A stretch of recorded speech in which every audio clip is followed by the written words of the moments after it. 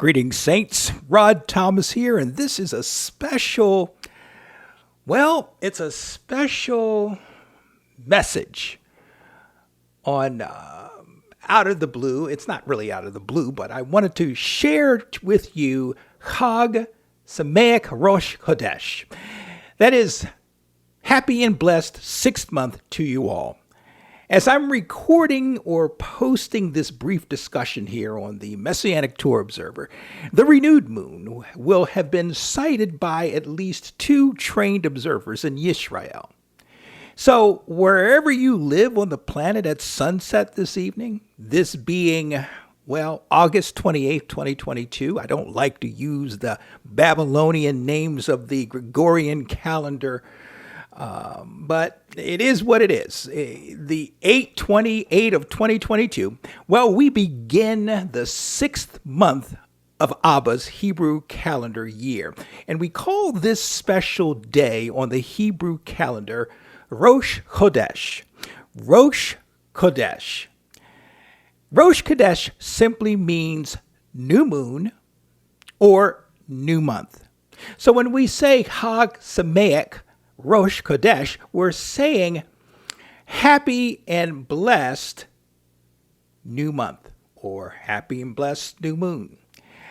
The day referred to as Rosh Chodesh marks the beginning of every Hebrew month on Yah's sacred calendar. You see, there are essentially 3 calendars that members of our faith community follow today. The first one is what I refer to as the calculated calendar, or the rabbinic calendar that was devised and put into operation by a group of exiled rabbis. It's also known as the Hillel calendar.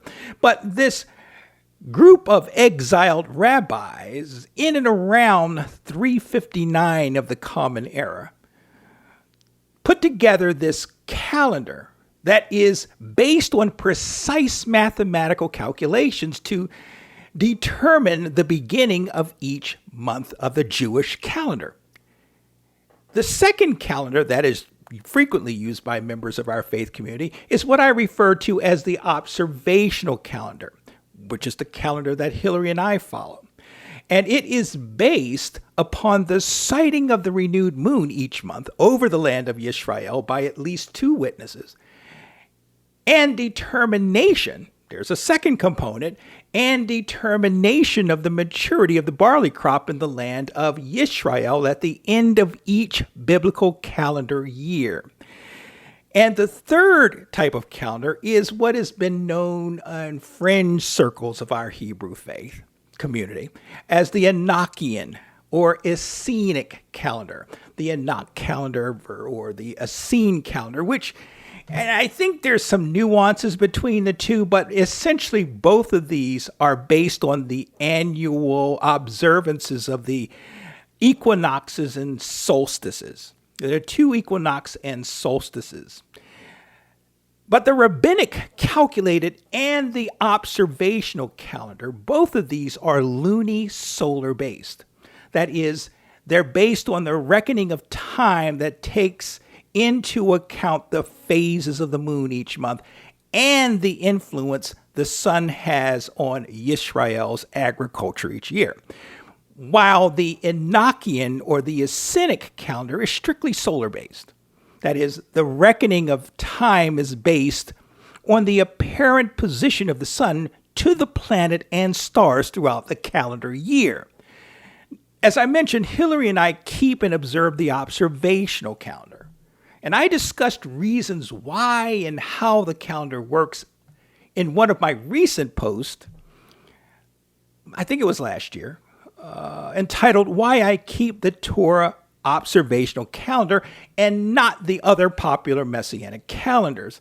And if you are so led, I would encourage you to, if you haven't already done so, to read or listen to that installment to get a sense, if you will, of how and why as it relates to our keeping and of this calendar, why we keep the calendar, how we keep the calendar, what it all means, and what it's all based on. But getting back to my primary point, this being Rosh Chodesh for the 6th month of the biblical calendar year. Both observational and rabbinic calendars, as well as the Essenic and the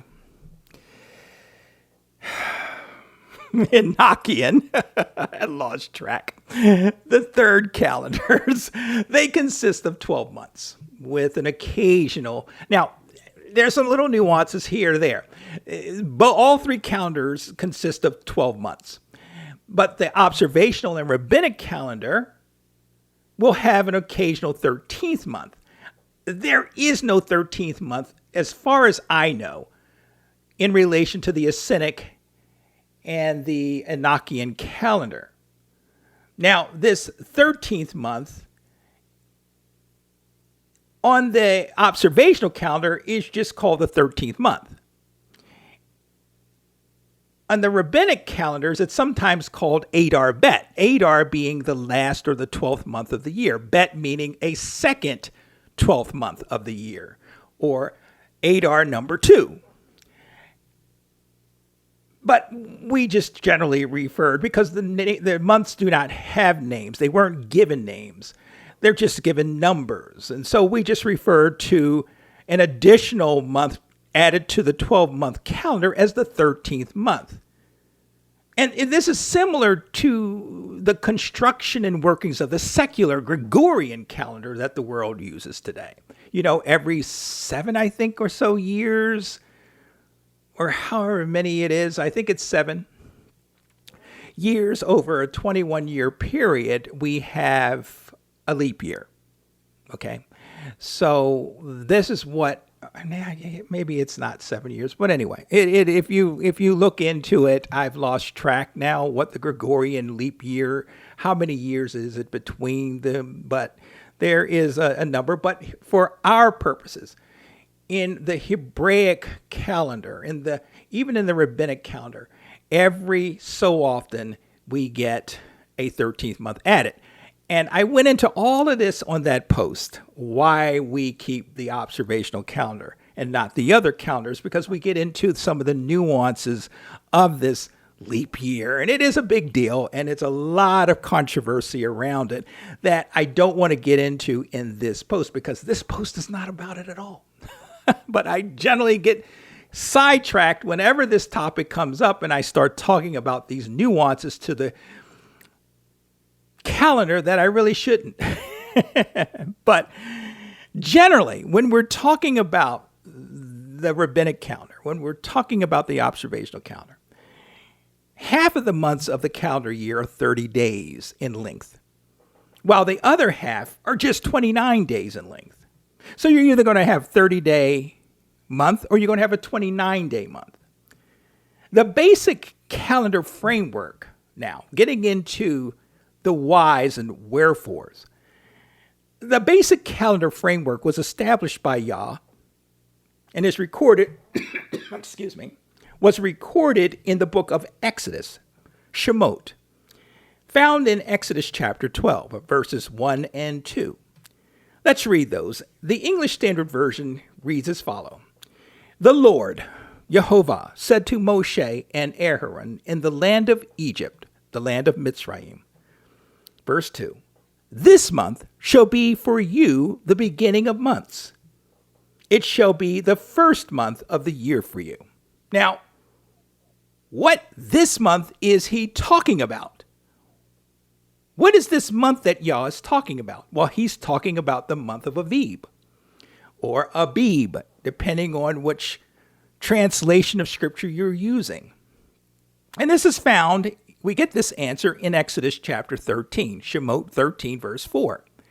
This time, the KJV reads, this day came you out in the month of Aviv. Now, the month of Aviv is the first month of the biblical calendar year, or the sacred calendar year. It's always easy to get. It's always easy. Unfortunately, the rabbis changed the name of Aviv to Nisan. So you won't necessarily run into the month of Aviv if you did a look on any of the Jewish sites. They don't recognize the name of Aviv for the first month. They recognize Nisan or Nisan, however it's pronounced. Now, regarding Rosh Chodesh, in the book of Numbers, Bamidbar, chapter 10, verse 10, we find established Rosh Chodesh itself as a celebration, or rather a minor day of observance, each and every month. Let's read it. The KJV reads as follows.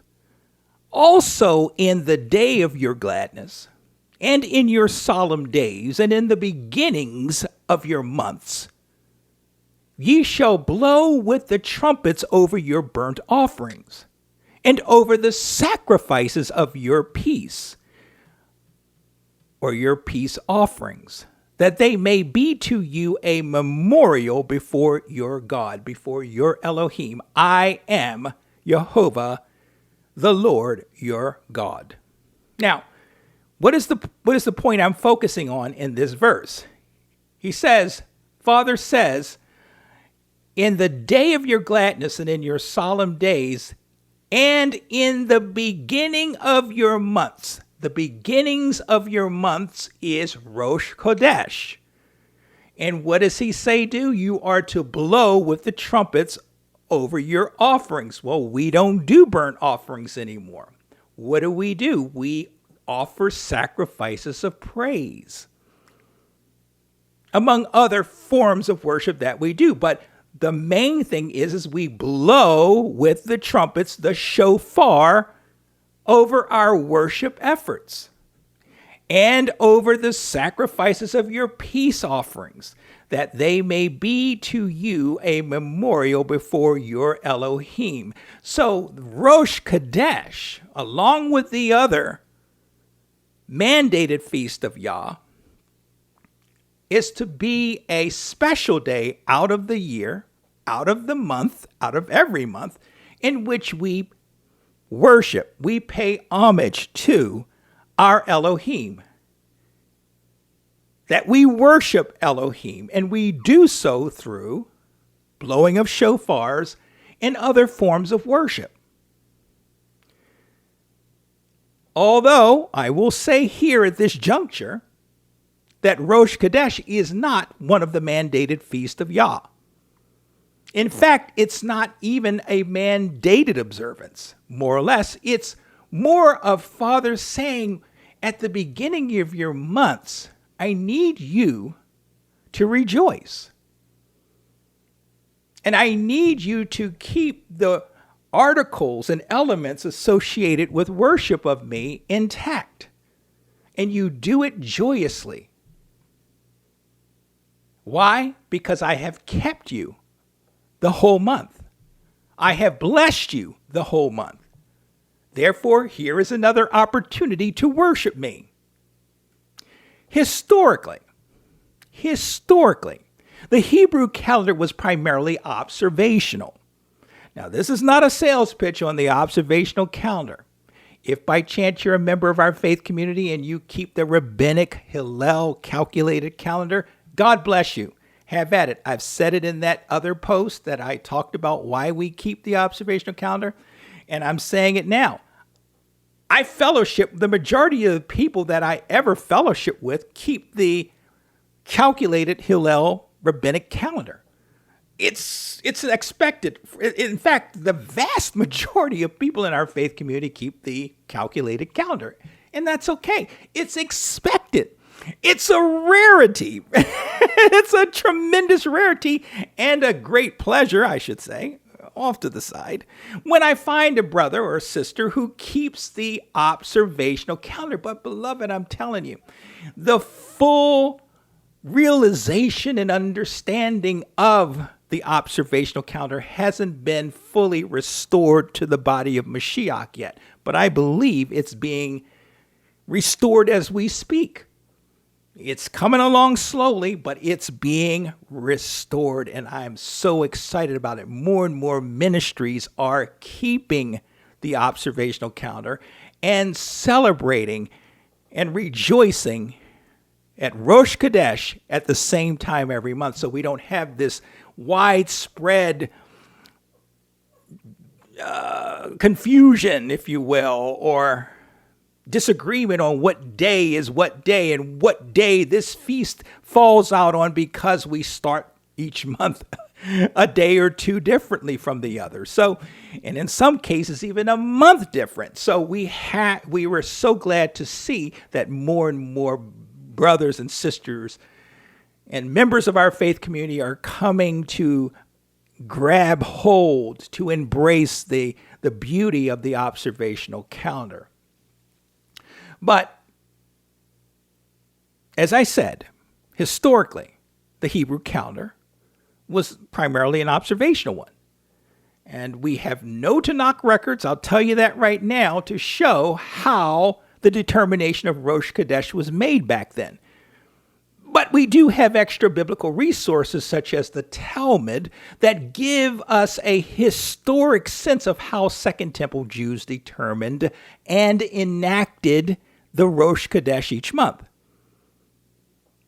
It was the Sanhedrin, the Jerusalem Council, that decided when Rosh Chodesh, or declared Rosh Chodesh each month upon their receiving the testimonies of two reliable witnesses who'd claimed to have sighted the renewed moon. Now, when you get these witnesses, or when the Sanhedrin got these witnesses who said, hey, we just saw the new moon, they'd bring them up and they would, I don't want to use the word interrogate, but they'd question them. I don't know what questions they would be asked, but they vetted the folks who were giving the testimony that they sighted the new moon. And so that was a process that was taken very seriously. Certification. After the witnesses were questioned, and it was decided that the witnesses were viable witnesses, they were trustworthy witnesses, then certification of Rosh Chodesh each month was spread throughout Isra'el and Babylonia by way of the lighting of fires on hilltops, starting with the Mount of Olives. This is all contained in the Talmud. They set fire on a pole. And that pole, that flaming pole, would be waved upon each hilltop until an acknowledgement that the flame was seen from neighboring hilltops. And those confirmed hilltop sightings would reciprocate by themselves, lighting fires and signaling other neighboring hilltops, and so forth, and until all the jurisdictions in the region acknowledged receipt of the announcement that a new month had begun. It should be mentioned that the Sanhedrin had possession of a calculated calendar. And few people realize that, but they did. They had possession of a calculated calendar that they would use, or that they would consult toward the end of each month, in order to provide them with a heads-up approximation as to when they could expect visual sightings of the next renewed moon. So they'd be ready for these witnesses. It's not like the witnesses would show up and say, we just saw the new moon, and they weren't privy to the knowledge that there was a new moon. You would never hear them say, there's supposed to be the new moon tonight. They had a very clear sense of when it was possible to see the renewed moon. So in that respect, there were elements of a calculated calendar being used in conjunction of the observational calendar. The calculated calendar formed the confirmation of the observational, and vice versa. Or maybe it's probably the other way around. It was the observational witnessing of the renewed moon that confirmed, or that gets confusing. Yeah. So both calendars confirmed one another. Let's just put it that way. There was an interesting element historically that is to be looked at as well. confusion from neighboring Samaritan signal fires during the period of Rosh Chodesh each month, well, it forced the Sanhedrin to resort to the dispatching of messengers to relay the announcement that Rosh Chodesh had commenced. So there was some problems because those Samaritans weren't well thought of by our Jewish cousins. So there was always this problem that was always going to run into, whether it's doctrinal, and now we got issues with Rosh Chodesh. So they resorted to having messengers on foot, or however they did it, maybe it was horseback, to ride out to every jurisdiction and announce that the new moon had been sighted and we had begun a new month. And when it's at the end of the 12th month, they would also advise when the new year would begin as well. Today, renewed moon searchers operating out of Isra'el, well, they communicate their findings to the world by way of the electronic fires of the internet. How do you like that? Well, the renewed moon sightings are only informational for us here in our Hebrew Roots community who keep the observational calendar, because it then falls to each messianic, each notzari, to determine for themselves, or it falls to the leaders, if you put your trust in the leadership of a congregation, of your congregation or assembly, to determine the start of each month based upon the information these witnesses provide. So we don't have a Sanhedrin that's viable, so it's up to us in the leading of the Spirit and in congregation with like-minded brethren to make a determination as to when the new month starts. There is always confusion between the calculated and the observational calendar. I will not try to say there wasn't. Or there isn't. There always seems to be. But within the observational realm, 9 times out of 10, I'd say 9 times out of 10, we are usually always on board with one another of when the new month would begin. And I like that. I like that aspect. The only 1% issue usually is at the start of the new year, or not. It's usually at the end of the 12th month when we're expecting to see the renewed moon, but the observation is not the renewed moon. It's on the viability or the maturity of the barley crop. That's where we need to polish up our consistency in the faith community. We need to have a better unity and determination as to the state of the barley maturity, the maturity of the barley. As opposed to, you got this group saying, well, the barley's not really Aviv. And then you got this group saying, oh, the barley is Aviv. And they have their varying reasons of why they're differing. And this is what happened this last year.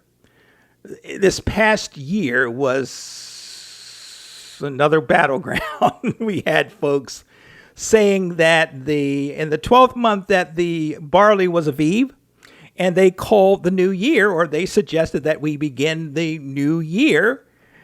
And then we had several groups that were saying the barley was not Aviv, and they had their reasons for saying that. And we were in that second group, and we started the year after the 13th month. A 13th month was called. So we had one of those leap type years last year where we had a 13th month added to the calendar year. So I feel pretty good, as I said, about the Rosh Chodesh every month, but there's always the little uneasiness that we have at the beginning of every year or the end of every year, where we're waiting upon the answer to the maturity of the barley crop. But that is all talked about in that post if you're interested in learning more. Again, I'm not trying to sell you on the observational calendar. You go where Father leads you. And you know what? I don't believe it's necessarily a salvific issue per se. But if we know better, we do better. And we don't know any better, we do the best we can to the best of our ability. And that's the way that I always look at it. In terms of Jewish observance of Rosh Chodesh, and why is that even something to even address? Because a lot of Jewish traditions and a lot of Jewish practices have filtered over to the Messianic Hebrew roots community. Let's be honest about it. So we really need to, when we start to talk about feast days and we're talking about holidays, whether they're major holidays or minor holidays, in either the observational calendar or the rabbinic calendar, we have to always kind of consult what the Jewish traditions were, because so much of the Jewish traditions have crossed over to our faith community.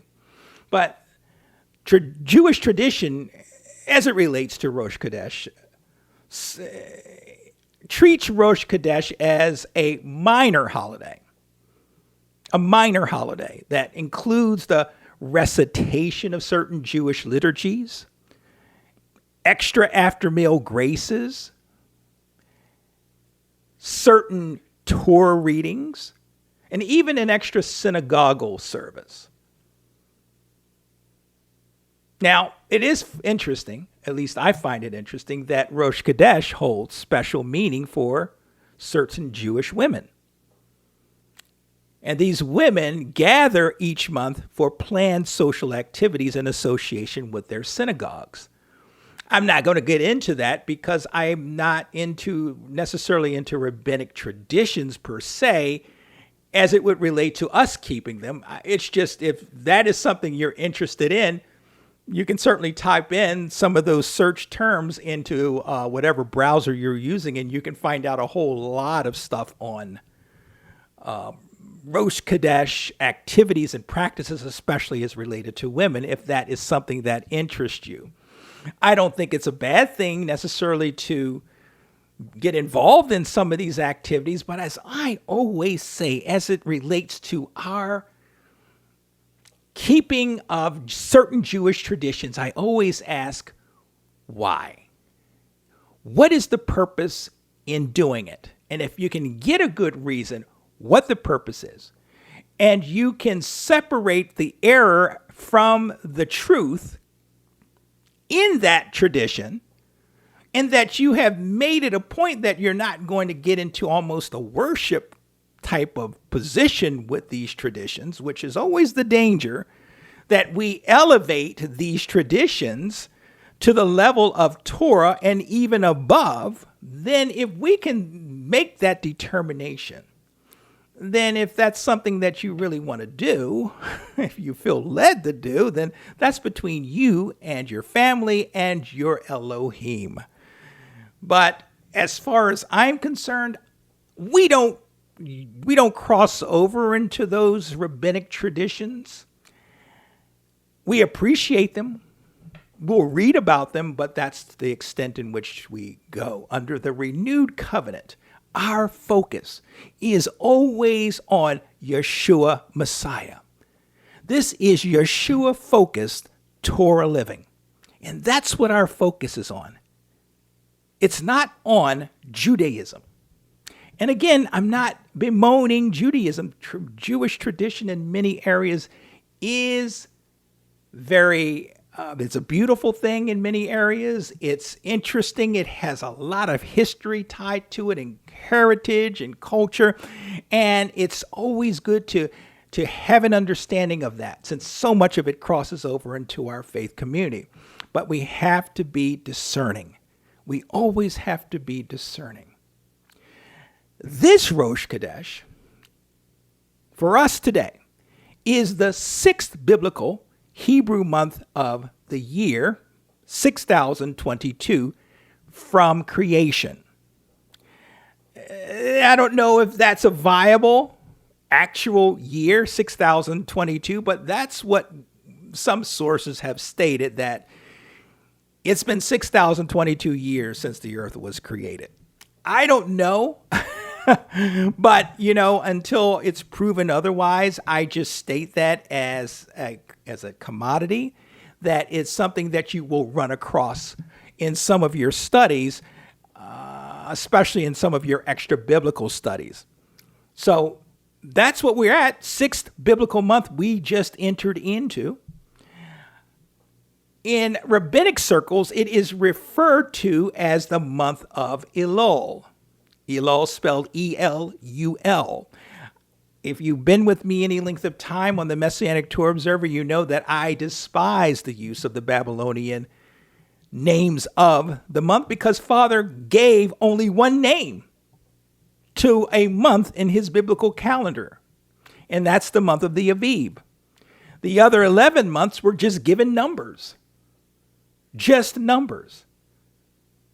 But, as I said, we're tied to the hip in many ways to Rabbinic Judaism, so we have to walk that fine line, and we have to always be conscious of what's happening there, because so many of us in our faith community, so many brethren in our faith community follow the rabbinic traditions.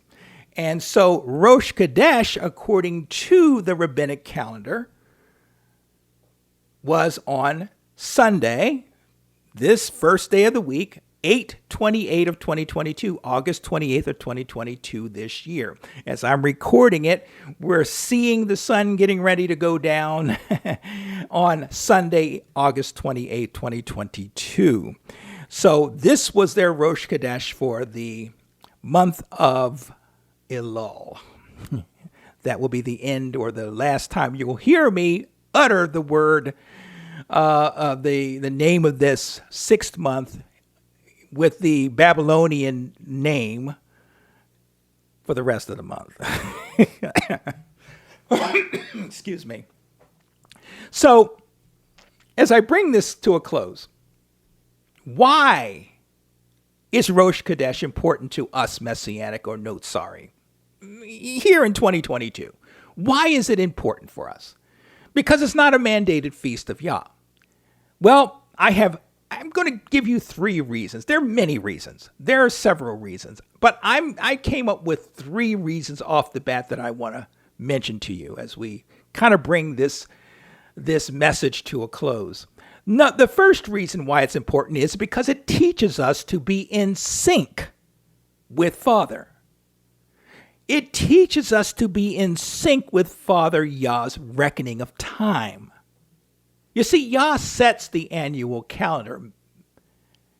The rabbis don't. The popes don't. The scientists don't. It's Yah. And any of those other calendars that men glob onto has nothing to do with Father's reckoning of time. That's why you can't cross-pollinate calendars. You can't use the Gregorian calendar to determine when Yah's feasts are going to happen. Yes, we reference the Gregorian calendar dates so that we know how to make, reservations and things of that nature, because that's the commerce of modern day. But other than that, Father's timing is strictly held to his reckoning of time, and that is revealed in his calendar. Whether you're following the rabbinic calendar, the calculated calendar, or you're following the observational calendar, okay? But no people determine Yah's reckoning of time, regardless what their seeming pious well-intentions may have been or are.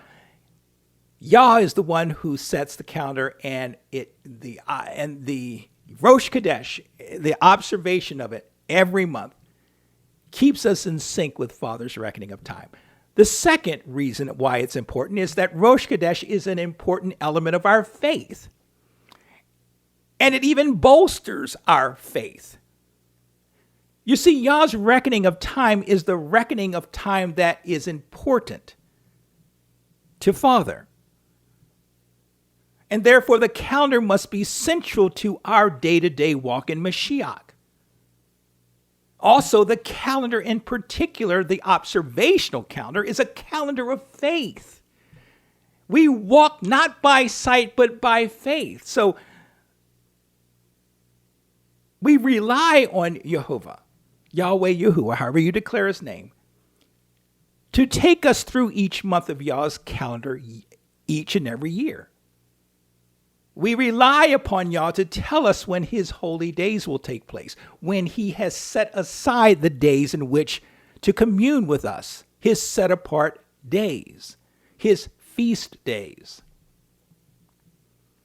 The third reason it's important is that Abba mentions in his Torah, we just read him in Exodus and Numbers, that each Rosh Chodesh should be treated as a time of gladness, of celebration, of acknowledgement of Yah's greatness and keeping power. So it is important. It's an important opportunity to worship Yah as a faith community each and every month, in addition to the weekly Sabbaths. Now, if these three reasons for observing Rosh Chodesh are true and accurate, and I believe they are, then how do we, as Yah's set apart, faithful covenant people, keep the day? Keep Rosh Chodesh. Rabbinic traditions aside. Okay? Well, since Rosh Chodesh is not, let me repeat, is not a mandated set apart day of the Hebrew calendar year, I believe we treat it as a notable day, a special day of our month. That we use it as a day to worship Yah and, if possible, even fellowship with like-minded brethren. That we rejoice throughout the day by singing songs of praise and worship, and most importantly, that we blow the shofar. If we're blessed to have one, and if you by chance don't have a shofar, we make a joyful noise unto Yah with whatever thing we have access to, even our voices. Especially with this sixth Rosh Chodesh. And this is something that I really want to also put out to you. We must begin in earnest to set our hearts and minds towards the coming fall feast of Yah, the start of which are literally only a month away. So let us make preparations in earnest to receive and keep these set-apart days, especially for Sukkot, or the Feast of Tabernacles, which will fall on day 15 through the 22nd of the 7th month. And if we haven't already done so, we need to have made reservations and provisions to attend the feast site. This is a mandate that we keep Sukkot to the best of our ability. And most feast sites, at least up to this time of this recording, most feast sites have already closed out their registration for attendees. And I know this personally because I've been looking into them. So from this day forward, each passing day leading up to these fall feast days makes getting into a feast site all the more challenging. So let's begin praying and seeking Yah's leading and direction as it relates to how and where he wants each of us to keep his fall feast 30 days from now. Well, actually 30 days from now, we'll be at, the first day is Yom Teruah, the blowing of trumpets, and then on day 10 is Yom Kippur. And those days you don't really have to, they're not pilgrimage type feasts. They're not feasts that you should leave your home and pilgrimage out and fellowship with people outside of your home, or to create a sukkah as it is over in the Feast of Tabernacles, or Sukkot, in which we are, as a faith community, we traditionally pack up our stuff and leave our homes, and Sukkot. We put ourselves up in temporary abodes for 8 days to keep Sukkot with other like-minded brethren. And it's probably the most joyous feast days of the biblical calendar year. But one thing I will tell you, I'm going to be at work putting together some teachings on the coming fall feast over the next 3 weeks. So look out for that, especially those of you who are new to faith.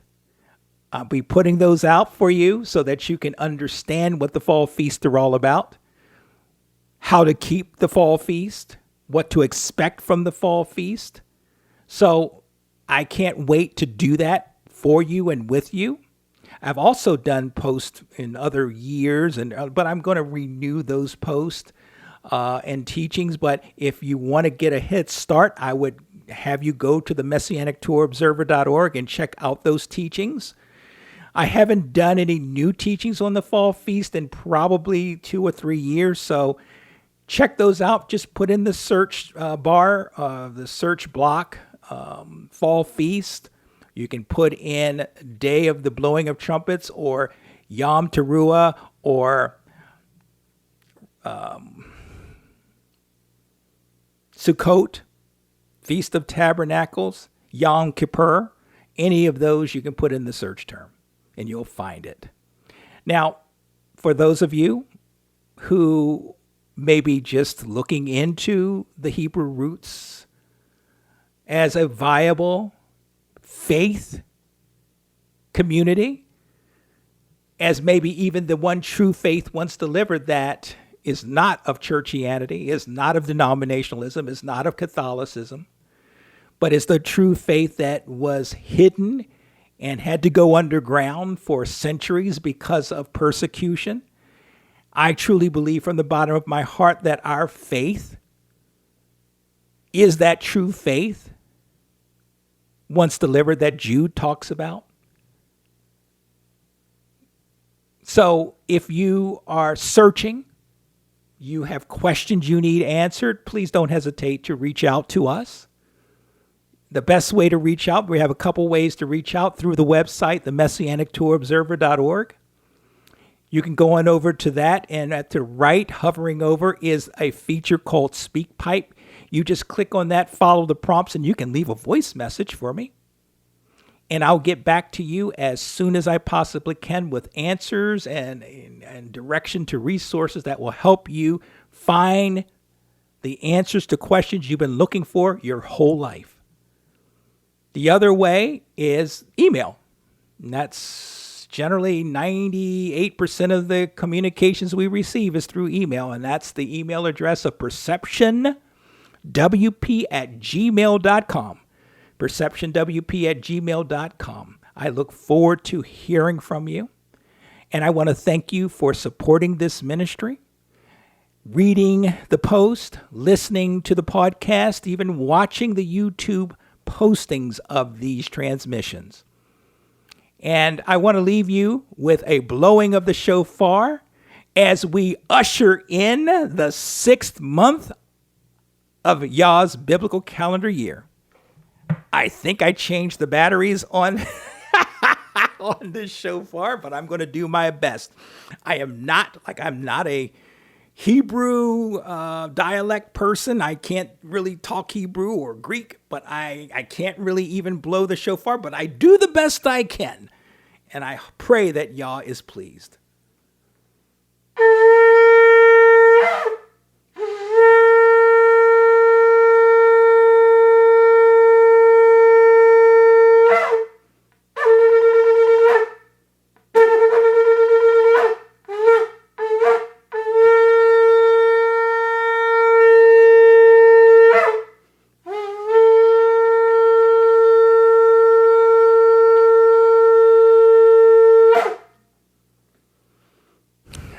Chag Semeach Rosh Chodesh.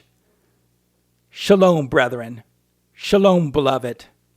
Have a blessed, special day. notable day of the sixth biblical calendar, or the sixth month of the biblical calendar year. Rod Thomas signing out. I'll see you, Abba willing, this coming Shabbat on the Messianic Torah Observer Sabbath Thoughts and Reflections.